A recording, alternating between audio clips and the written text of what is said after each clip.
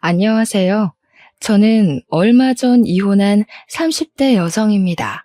이 세상에 제정신 아닌 사람 많다고 하지만 정말 정신병자를 만나기란 쉽지 않잖아요.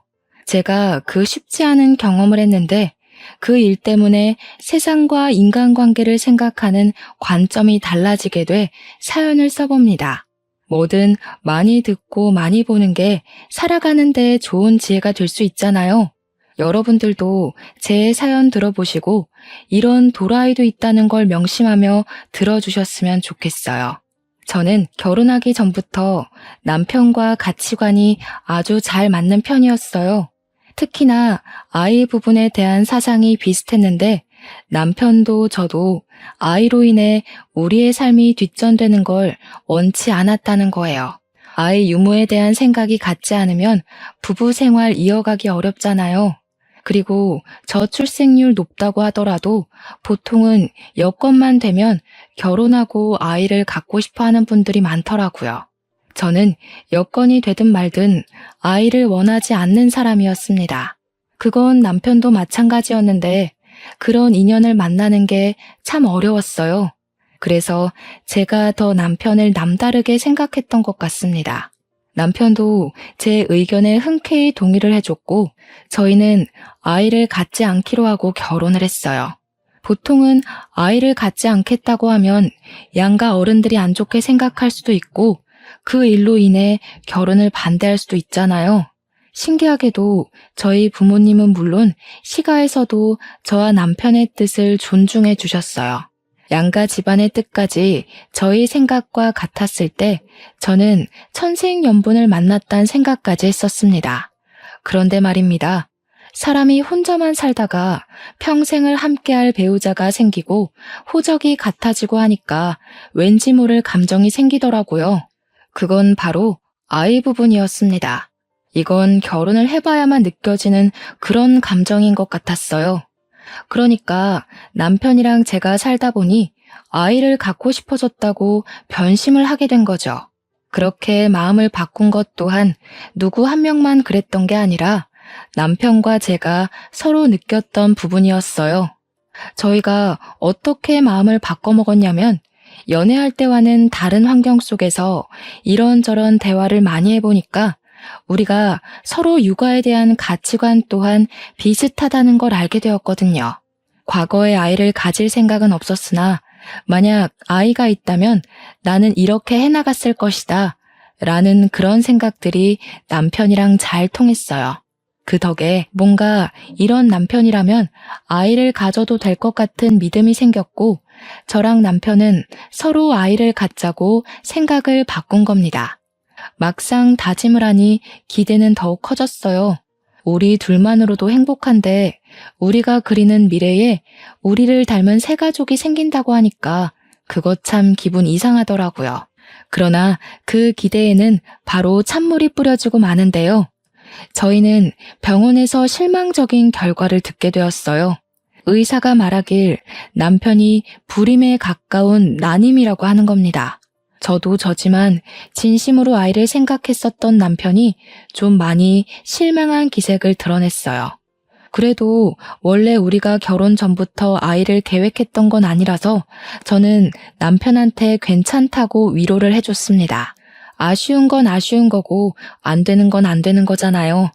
식구들은 당연히 우리 사이에 아이를 원하고 있었는데 저희가 아이 낳겠다고 생각을 바꿨을 때 양가에서 저희보다 더 좋아해 주셨거든요. 검사를 하고 난 후에는 차마 양가 집안에 알리지 못하고 있었는데 한날 시부모가 검사받은 걸 기대하면서 우리더러 아이 얘기를 한 적이 있었어요. 그런데 남편이 생각보다 상심이 컸는지 시부모가 찍소리도 못하게 설명해서 입을 막더라고요. 나 불임이야. 아기 못 가지니까 기대는 안 했으면 좋겠어.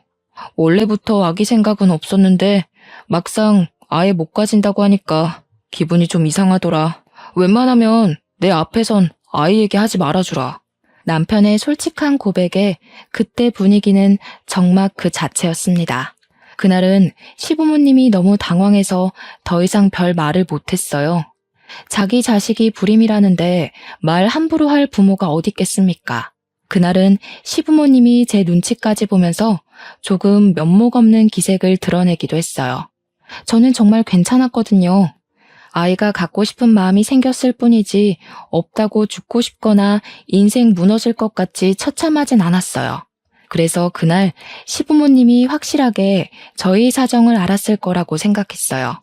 그런데 다른 날에 갑자기 연락 와서는 우리더러 시험관 시술을 해보지 않겠냐고 추천하더라고요. 시험관이야 도전해 볼 수는 있겠죠. 그런데 그 부분에서 저와 남편 생각은 또 같았어요. 저희는 아이 얻고자 고된 고생까지 하면서 절망하고 애쓸 생각은 없었습니다. 그렇기 때문에 둘 다 시험관 생각은 전혀 안 했어요. 시모가 반복해서 물어봐도 저는 이미 남편과 뜻을 맞췄기에 시험관 안 하겠다고 확실하게 의사표시를 했습니다.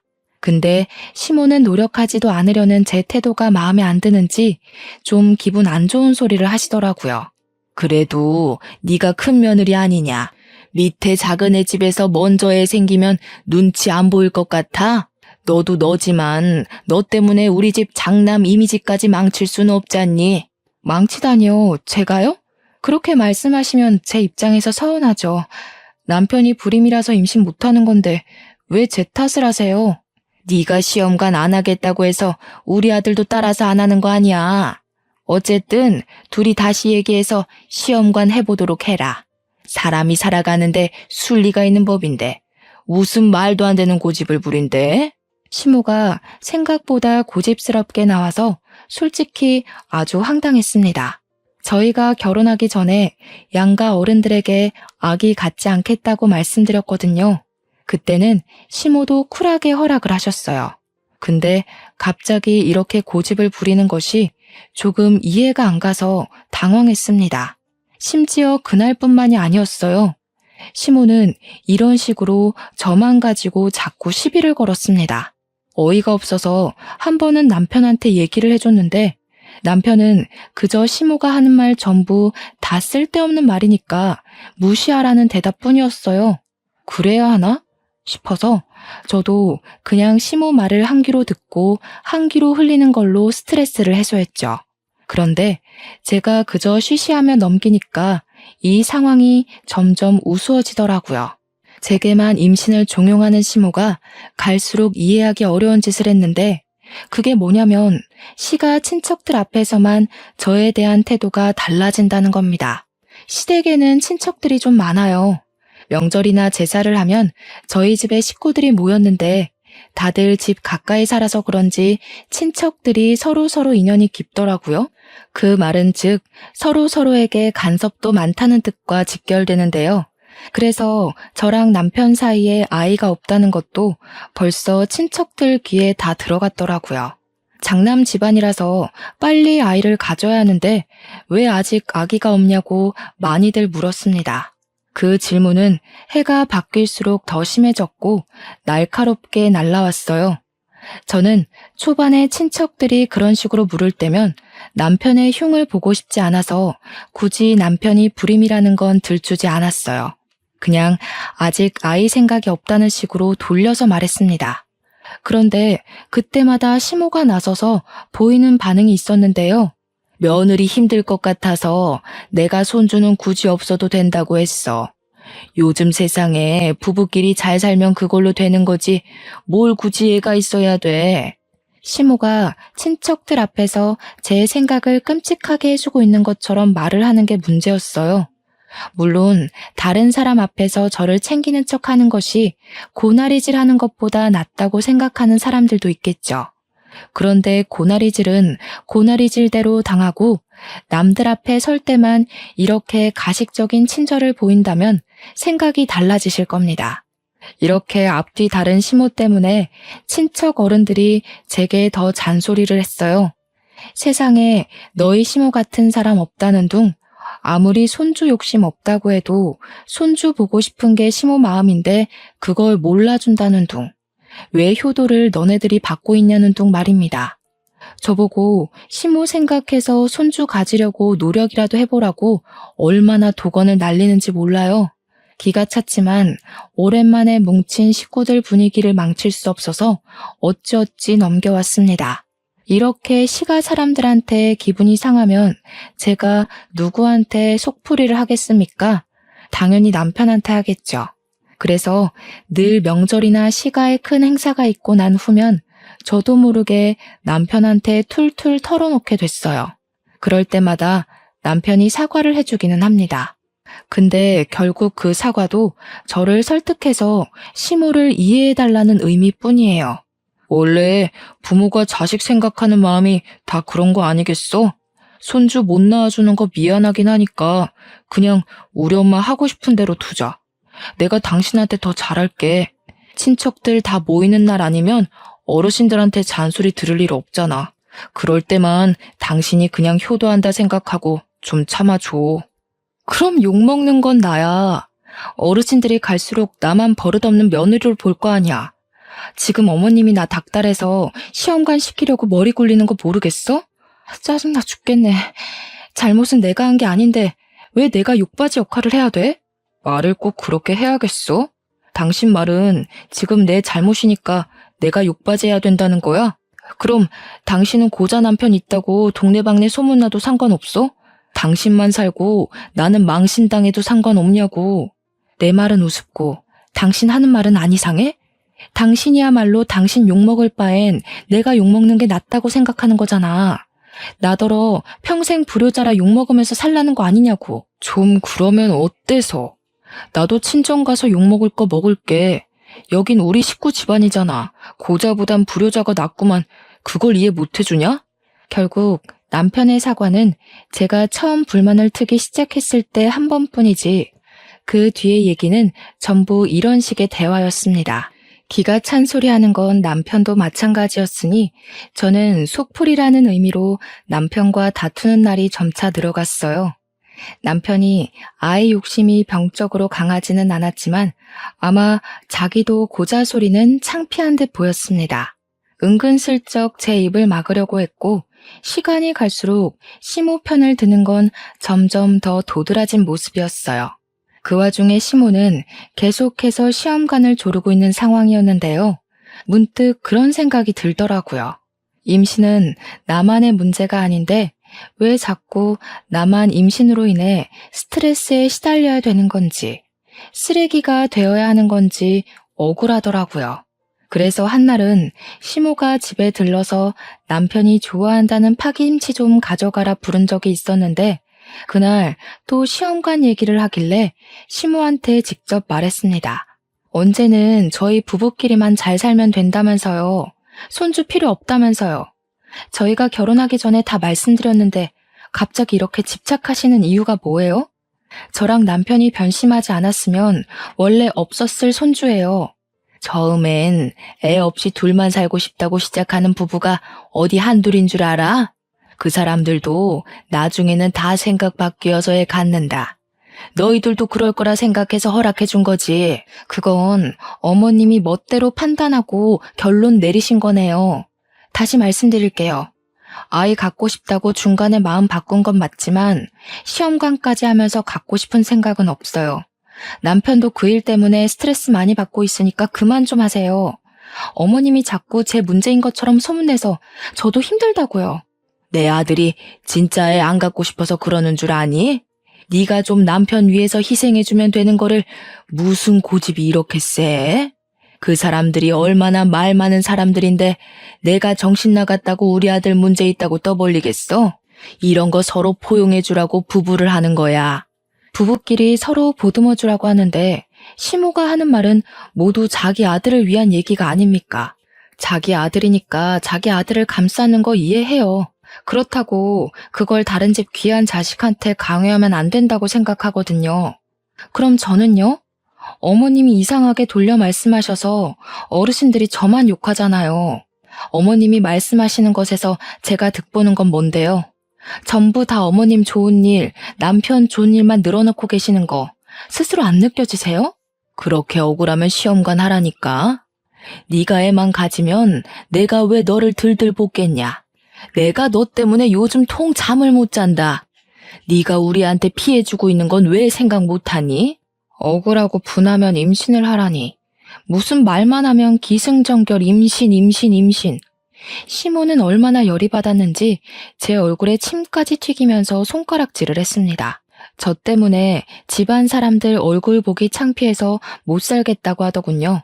그런 와중에 제가 따박따박 대꾸하니까 더 화가 났는지 갑자기 파김치통을 제게 던져버리더라고요.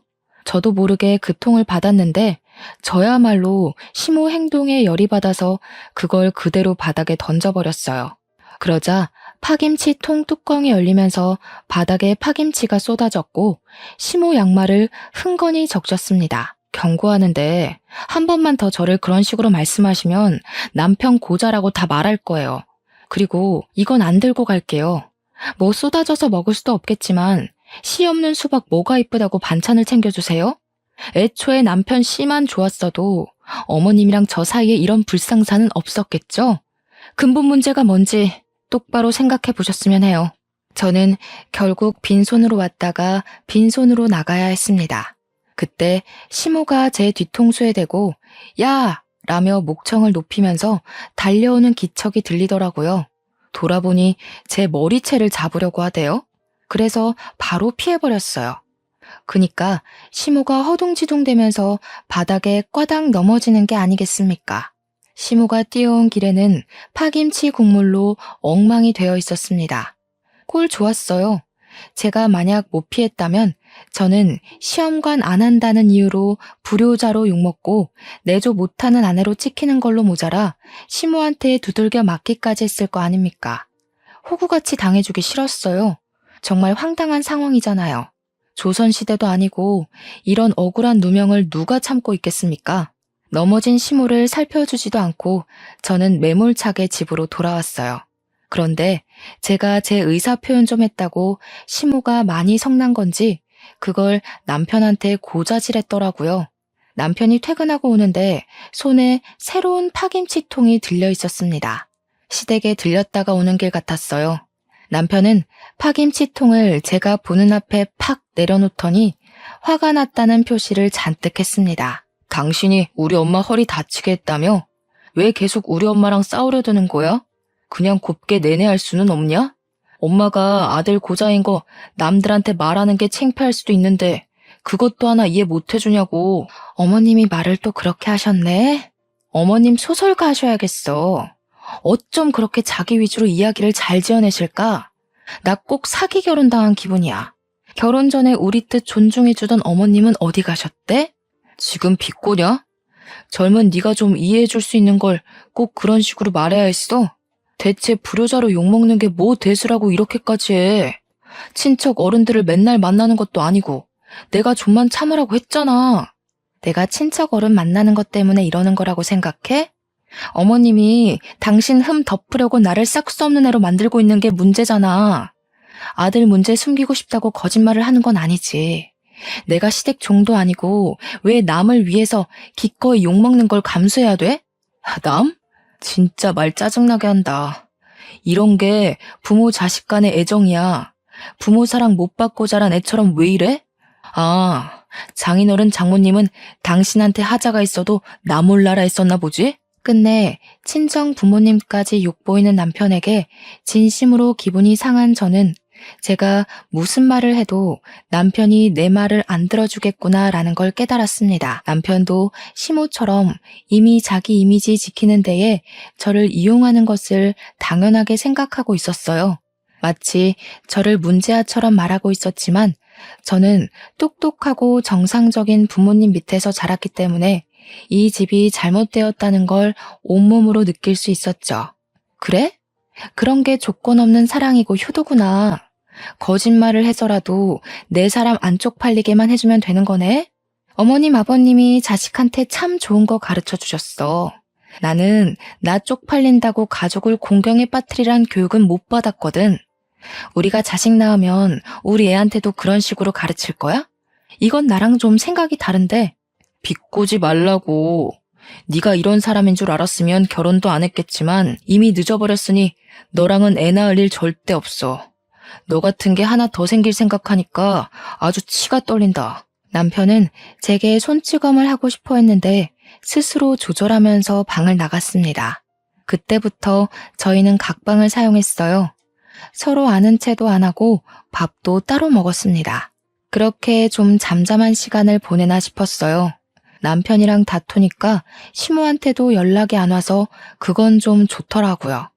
아무래도 남편이 제 고집 때문에 시모한테 임신 얘기하지 말라고 경고를 한 것 같았습니다. 그걸 어떻게 눈치챘냐면 그래도 시댁에서 하는 제사는 가야 되잖아요. 거기서 시모가 제게 말 한마디 안 하고 행동으로만 행주 툭 던지고 국자 툭 던지고 할 때 눈치를 챘어요. 그러거나 말거나 무시했습니다. 제가 멀리 있으면 시모가 저를 딱히 부르지 않길래 일부러 시모 피해서 일을 하기도 했어요. 그날이 제사였다고 했잖아요. 그래서 시댁이 큰 집이었던지라 역시나 친척 어른들까지 오는 날이었는데요.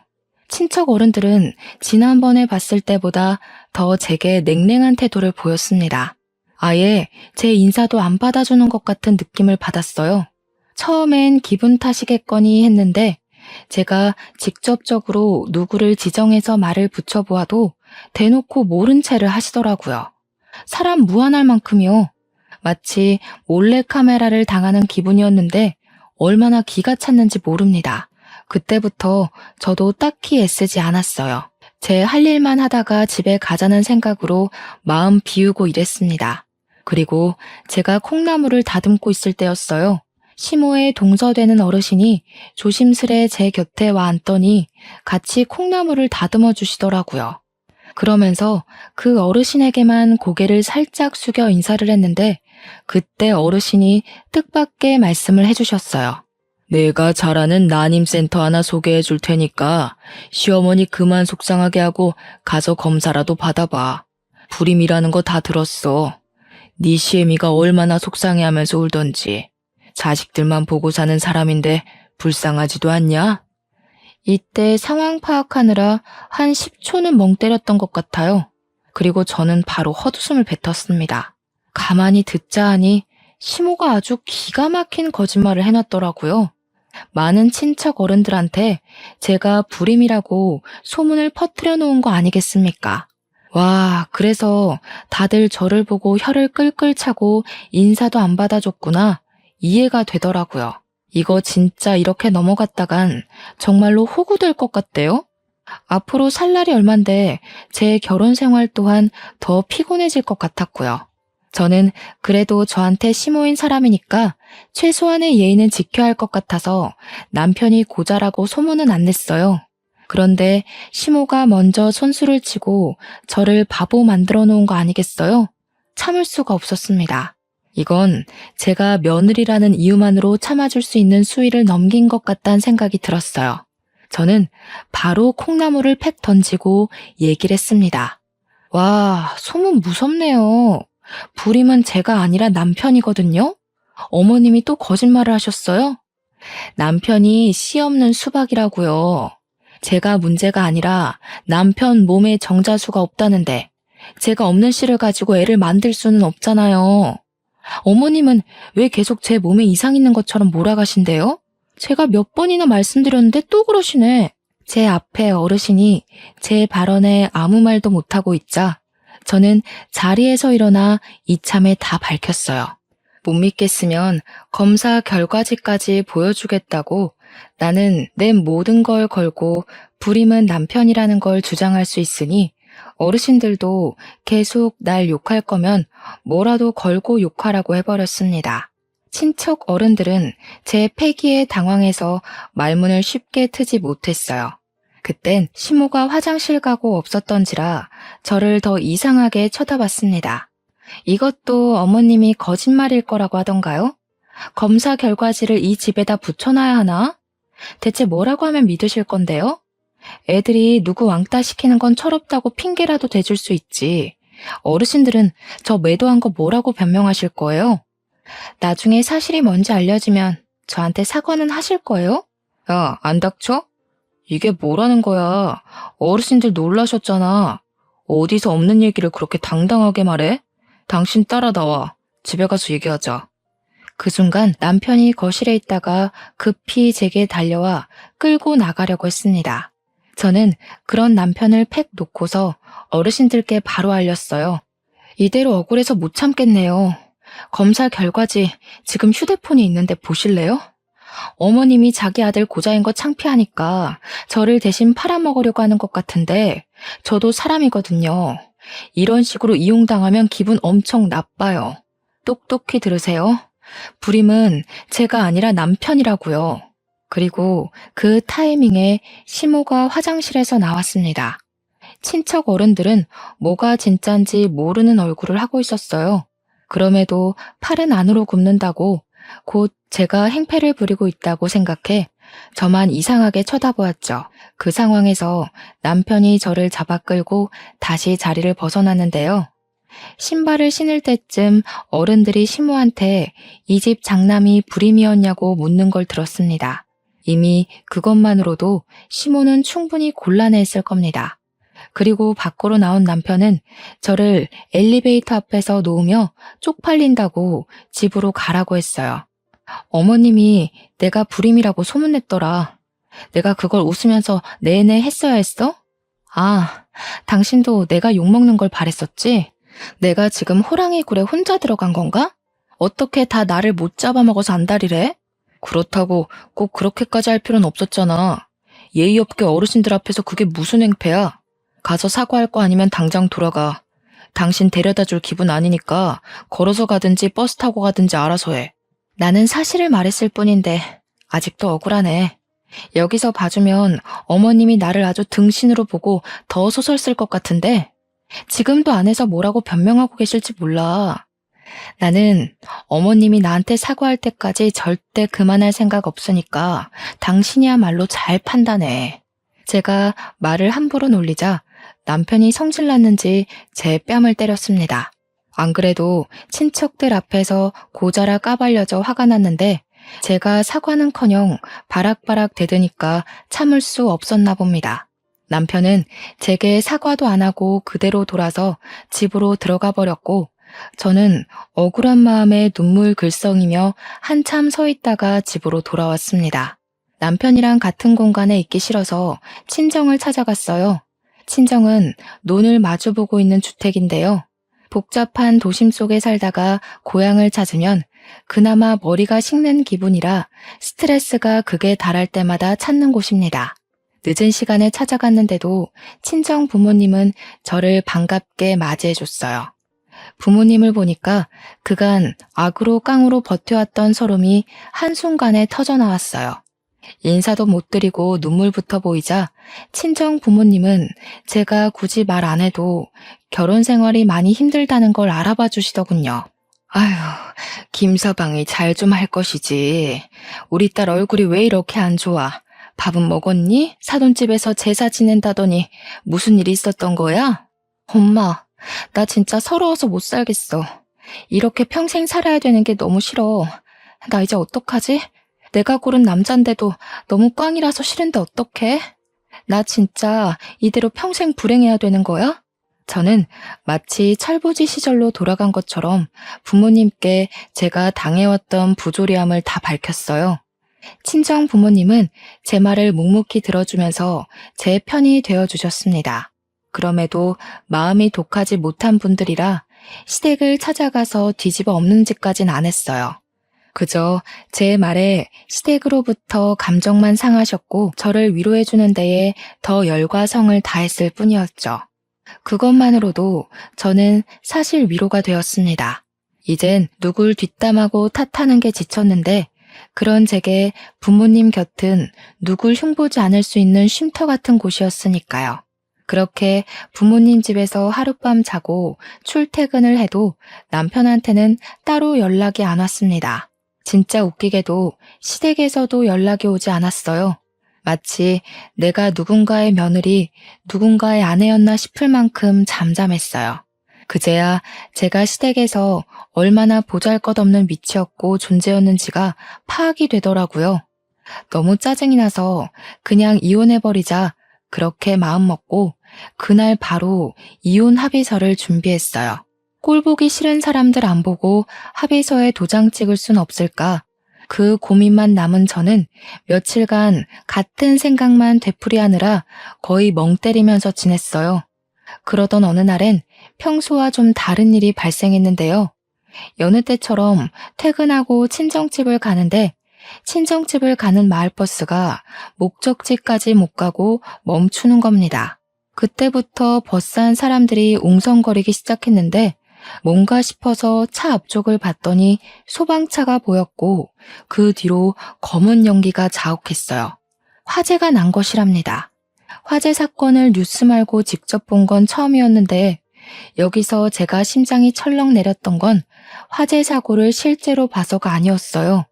이쪽으로 가는 방향은 일방통행이었고 마을이 한 줄로 쭉 나열되어 있는 동네인데 이쪽 길에 불이 났다는 건 마을 전체가 위험하다는 것과 같은 뜻이거든요. 그럼 우리 집에도 피해가 갔을지 모를 일이라서 심장이 내려앉았던 겁니다. 그 사실을 자각하자마자 저는 급히 버스를 내려서 소방차가 있는 곳으로 뛰어갔어요. 마침 경찰차까지 모여 있었습니다. 다행히 불은 진압이 된 것 같았는데 그 넓은 논이 전부 새카맣게 타 있었어요. 주민들이 한순간 사고로 자산을 잃은 셈이었죠.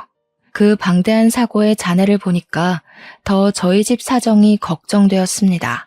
저는 공직자들을 붙잡고서 대체 무슨 일이냐고 나 이 동네 사람이라고 신분을 밝히며 물었어요. 그러자 소방관이 설명을 해주길 누가 집에다 불을 지르려다 바람에 불씨가 날아가서 논이 다 타버렸다는 겁니다. 그러면서 저더러 집이 어디냐고 소방관이 묻길래 제가 우리 집 쪽을 알려드리려고 돌아봤는데 마침 그 앞에 경찰들이랑 소방관들이 모여 있었어요. 그 부분이 가장 분주한 걸 보니까 우리 집에서 어떤 큰 피해가 있는 것 같았습니다. 너무 놀라서 다리에 힘이 풀렸어요. 공직자들이 잡아주지 않았다면 쓰러졌을 겁니다. 저는 차마 감사 인사도 못하고 서둘러 우리 집 앞으로 뛰어갔어요. 그 순간 저는 생각지도 못한 것에 놀라서 걸음을 멈췄습니다. 우리 집 대문이 새카맣게 탄 건 문제도 아니었어요. 우리 부모님 앞에서 시모가 양쪽에 경찰을 끼고 서 있더라고요. 손에는 수갑을 차고 있었습니다. 그걸 보자마자 이 사태가 누구 때문에 일어난 건지 한순간에 알 것 같았어요. 저는 시모를 무시하고서 부모님께 대체 이게 무슨 일이냐고 물었습니다. 무척 성이 나 있던 부모님은 아빠나 엄마나 할 것 없이 서로 흥분해서 시모를 삿대질하기 시작했는데요. 두 분 하는 말이 시모가 우리 집에 불을 지르려다가 논을 다 태워버렸다고 노발대발하는 겁니다. 와, 세상에 무슨 이런 정신 나간 년이 다 있니? 내가 하루 이틀 살아본 거 아닌데도 이렇게나 제정신 아닌 년은 처음 본다. 어떻게 자기 분에 못 이겨서 불을 지를 수가 있어? 너한테도 이 정도로 정신 나간 짓 했던 거야? 이 사람 이거 사람 아니구먼. 당장 깜빵 쳐놓고 다시는 못 나오게 해줘요. 이런 사람들은 밖을 나돌아다니면 안 돼. 이런 여편네인 줄 알았으면 우리 딸을 안 보내는 건데 이 천박한 집안 같으니라고. 제가 그날 부모님이 성질내는 걸 처음 보기도 했지만 그 미친 짓이 기어코 시모가 한 짓이 맞는다는 것에 더 충격받았습니다. 아무리 생각해도 시모가 갑자기 이런 사고를 칠 만큼 저한테 악감정이 있나 의문스러웠어요. 제가 시모를 화나게 한 게 있다면 겨우 시험관 안 하는 것과 친척 어르신들 앞에서 남편이 고자라는 걸 알려준 것밖엔 없다고 생각하거든요. 그런데 그걸로 화재 사고를 일으킬 수도 있는 건가요? 심지어 이렇게 공직자들까지 대동했는데도 시모는 반성하는 기색이 없었어요. 오히려 우리 부모님이 자기 탓하는 걸로 더 뭐라 하면서 목소리를 쩌렁쩌렁 내었습니다. 그쪽들 딸 때문에 우리 아들이랑 내가 망신을 당했는데 이 정도는 아무것도 아닌 거지. 그러게 왜 나를 망신 주냐고. 감히 시댁을 덤비면 어떻게 되는지 톡톡히 알았죠? 이제부터 딸 교육 똑바로 시켜요. 뭐라고요?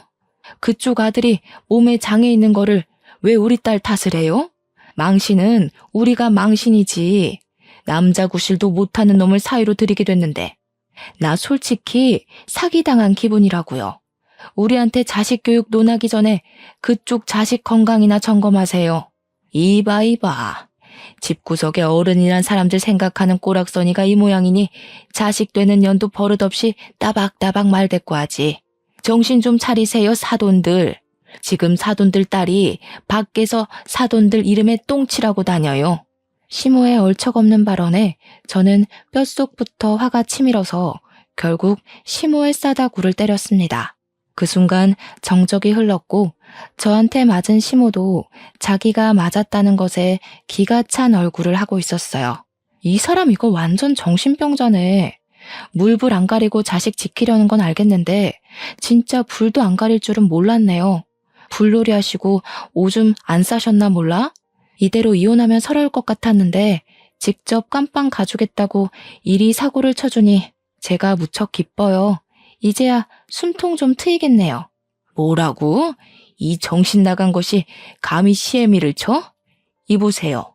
보셨죠? 당신들 딸내미가 이 모양이야. 경찰 선생님들도 보세요. 정신 나간 건 내가 아니라 이 여자라고요.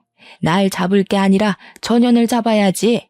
저는 이 사람 때문에 우리 부모님이 하마터면 큰 변을 당했을 뻔했다는 생각에 소름이 돋아서 반대편 뺨을 한 대 더 쳐줬습니다.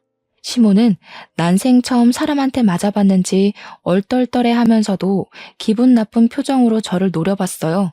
눈물까지 찔끔 나 있는 걸 보니 아팠나 봅니다. 사람 목숨 가지고 장난쳐놓고 고작 뺨 쳐맞는 게 억울하세요? 사람 억울하게 만드는 거 전문이신 분이 뺨 좀 맞았다고 억울해하니까 웃기네요. 그래도 아들 고자 얘기는 좀 묻히겠어요. 전과자 타이틀이 너무 세서 말이죠. 말 많은 집안에서 전과자 얘기가 얼마나 맛있는 소재일까? 우리 집 사람들이 고작 형편없는 년 말에 넘어갈 것 같아? 내가 억울해진 거 누구보다 우리 식구들이 더 잘 알아. 나 이대로 안 넘어간다. 우리 식구들이 너 가만 안 둘 테니까 각오하고 있어. 아줌마 식구들이 과연 아줌마 말을 믿을까요? 제가 볼 땐 여기 수십 명의 피해자들과 공직자들 말을 믿을 것 같은데요. 혼자 정신 나가서 불지른 건 사실이잖아요. 쓸데없는 고집 그만 부리시고 이제 그만 가보세요. 아줌마 때문에 바쁜 사람들 다 집에도 못 가고 있는 거 안 보이세요? 제 부탁으로 경찰들과 소방관들은 시모를 끌고 자리를 이동했습니다. 그 와중에 시모는 계속 저와 저희 부모님께 욕을 서슴지 않았어요. 그때 남편이 사람들을 뚫고 나타났습니다. 아마 시모가 사고를 치고 난 후 남편한테 미리 연락했던 모양이에요. 남편은 이미 상황을 다 알고 있었고 바로 제 앞에서 무릎 꿇고 앉더니 살려달라고 빌었습니다. 여보, 내가 미안해. 엄마가 일부러 이런 짓 벌인 거 아니야. 이거 다 실수야. 친척 어른들이 내가 불임인 거 다 알아서 엄마가 홧김에 그런 거야. 너도 이 상황이 고의일 수 없다는 거 알잖아. 제정신이 아니고서야 어떻게 불을 지르겠어. 너는 몰랐겠지. 나는 네 엄마 제정신 아닌 거 알고 있었어. 내가 몇 번이나 너한테 언지를 줬는데도 너는 너네 엄마 감싸두느라 바빴잖아. 실수든 고의든 지금 상황에서 그런 건 소용없어. 네 엄마가 정신 나가서 이 동네 사람들 자산 날려먹은 걸 탓해. 너희 집안은 멍청한 네 엄마 때문에 망하는 거야. 솔직히 불을 지른 것까지는 저도 놀란 부분이었습니다. 당연히 화재 사고가 아니더라도 용서해줄 마음은 없었지만 이젠 아예 용서 자체가 불가능해져 버렸어요. 피해자가 저 하나에서 여러 명이 되어버렸는데 제 손으로 해결할 수 있는 범위를 넘어선 거잖아요. 이건 어떻게 합의를 볼 수 없을 만큼 너무 큰일이었던지라 남편이 싹싹 빌어도 제가 어떻게 해줄 수 있는 문제가 아니었습니다. 그 와중에 친정 부모님은 여전히 화가 머리끝까지 나 있었어요. 평생 남에게 욕이라곤 안 해본 순한 분들인데 시모 집안 때문에 처음으로 분노의 감정을 표출해 보셨을 겁니다. 그리고 특히 엄마는 남편한테도 많이 화가 나 있었어요. 소금을 한 뭉텅이 갖고 나오더니 제 앞에 무릎 꿇고 있는 남편 면전에 소금을 팍팍 뿌렸습니다. 어디서 이런 재수없는 것이 우리 딸한테 붙어서는. 얼른 정신 나간 너네 엄마 데리고 썩 꺼져라. 저 아줌마 아무래도 진짜 정신병 있는 게 분명하니까 병원에 쳐넣든지 감옥에 쳐넣든지 다시는 세상 밖에 못 나오게 가두라고. 남편은 엄마한테서 도망치듯 자리를 벗어났습니다. 나중에 들려온 소식인데 남편이 시모를 데리고 진짜로 정신병원을 갔다고 하더라고요. 거기서 아주 충격적인 진단 결과가 나왔는데요. 시모한테서 분노 조절 장애에 소시오패스 기질이 있다는 진단이 나온 거 아니겠습니까? 좀 충격이었어요. 남의 돈에 좋아 보이려고 이미지 관리를 엄청 한다는 건 알았지만 그게 강박증이었을 만큼 정신병을 갖고 있는지는 몰랐거든요. 사실 처음엔 감형받으려고 수쓰는 건가 했어요. 근데 지난날의 시모 모습을 곰곰이 생각해 보니 정신병이 아니고서야 설명할 수 있는 말이 없긴 하네요. 그건 그거고 우리 친정집이랑 동네 사람들의 다 타버린 돈은 제대로 배상해야 되잖아요. 저는 당연히 남편에게 이혼 소송을 했고 시모는 방화죄와 우리 집 기물 손괴죄로 기소가 되었는데 감옥시설에 소속된 정신과 전문의에게 치료를 받게 되었다고 해요. 그리고 그 집안은 저희 동네 논에 대한 보상 때문에 완전 빚더미에 앉았다고 합니다. 그 논 땅덩어리가 굉장히 크거든요. 아마 파산난 전 남편의 집안을 살리려면 시가 친척들의 도움까지도 필요할 거예요. 시모가 그렇게 잘 보이고 싶어 했던 시가 친척들이 과연 쫄딱 망한 집안을 도와줄지가 의문이네요. 그쪽 집안이 상상 이상으로 망해버린 건 저한텐 좋은 일이었지만 한편으로는 그놈들 때문에 괜히 우리 동네 사람들까지 피해보게 만든 것 같아서 마음이 안 좋았습니다. 시골 구석이다 보니까 다들 안면 트고 지냈거든요. 그날이 있고 3개월이 지난 지금까지도 저희 부모님은 동네 사람들에게 사과를 하고 다녀요. 사실 동네 사람들은 다 마음이 좋으셔서 저희 부모님 탓을 따로 하진 않으십니다. 가끔 동네 사람들의 자녀분들이 오시면 저희 집을 내쫓아야 될 이웃으로 취급하긴 했어요. 특히 명절 때 이 동네에 사람이 많아지면 소문과 눈초리도 같이 무성해졌어요. 저희 부모님이 일부러 바깥을 더 안 나가시는 걸 알게 됐을 땐 제가 결혼을 한 것에 대해서 죽을 듯이 후회를 합니다. 저는 왜 하필 결혼을 해도 그런 집사람들이랑 엮여서 우리 부모님한테 피해를 줬을까요? 이쯤에야 문득 전 남편이 주야장천 말했던 불효자란 말이 맞는다는 생각도 들더군요. 다른 건 몰라도 우리 부모님 노후가 편안해질 때까지는 제가 계속 친정에서 지낼 것 같아요. 제가 문제의 원인인데 저만 이 동네에서 쏙 빠질 수가 있나요? 제가 몰고 온 똥 제가 치워야죠.